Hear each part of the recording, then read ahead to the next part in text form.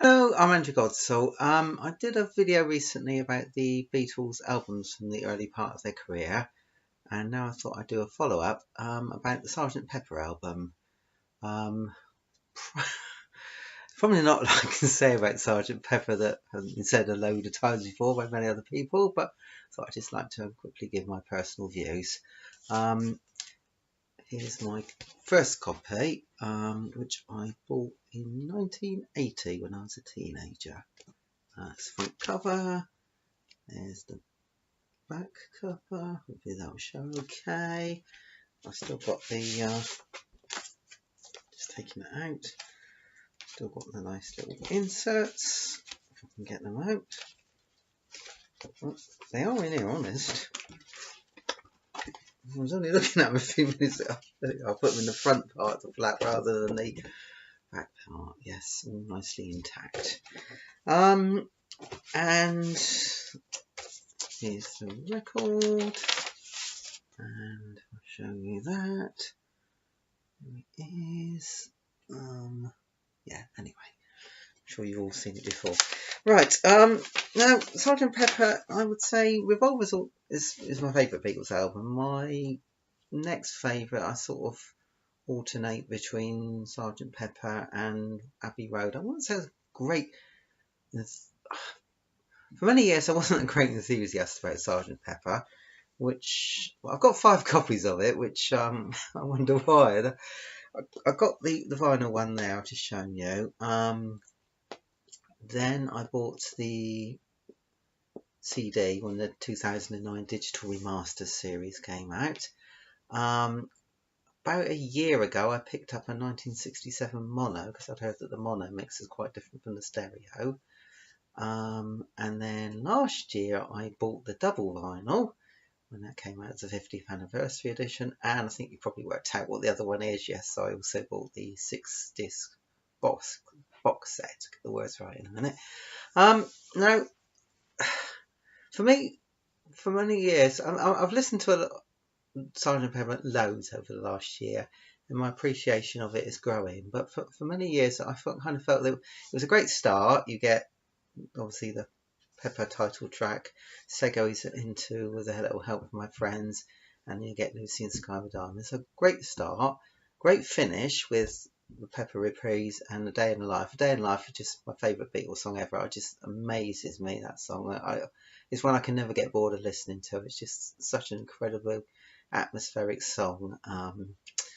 I kind of thought in between, it's like, what happened to the concept that this is like a concert by an imaginary band or a band that's the Beatles' alter egos? Because it just, the theme just, well, to my mind, it kind of just disappears. Really, there's no sort of mention of the band.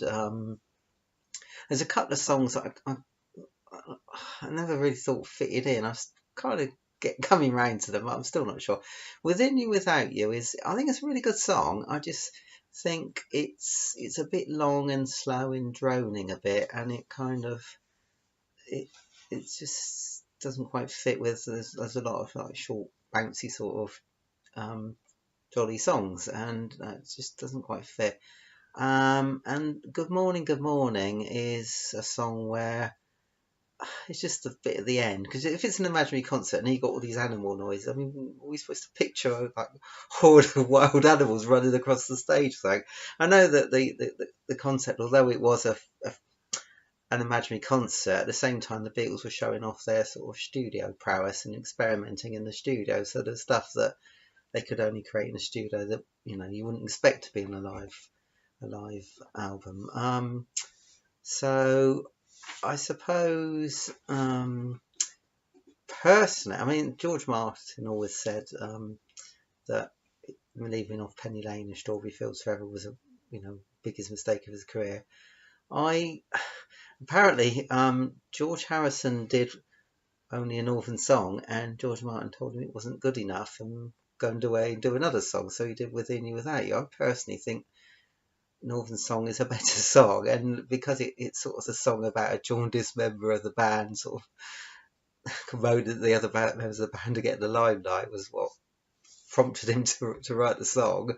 I think it fits quite nicely actually with the concept of a band. So I you wouldn't believe the amount of hours I spent putting together sort of alternative track listings and some of my pressed up on CD and stuff. It's what what the ideal Pepper lineup would be. Perhaps I'll come back and talk about that another time.